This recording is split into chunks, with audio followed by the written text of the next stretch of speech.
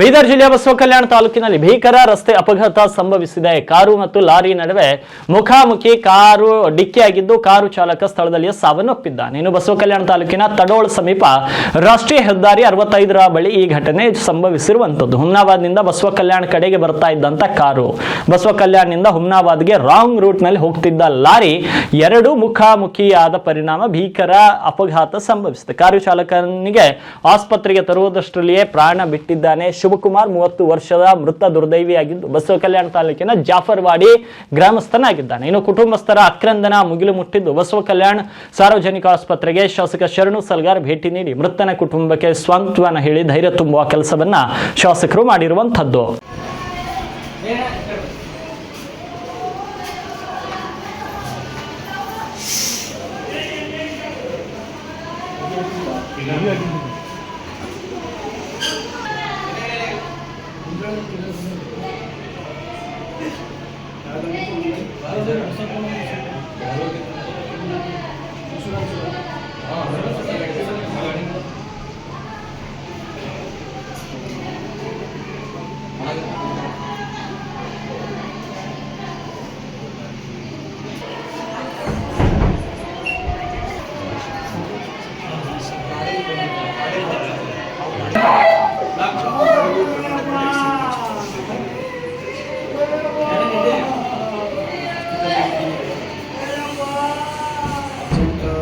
Ready ಮಾಡಬೇಕು.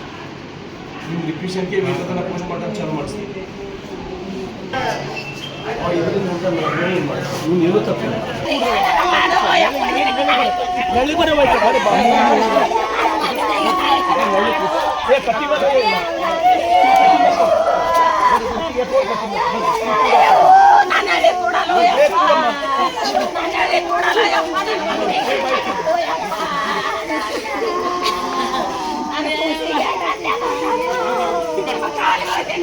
Jangan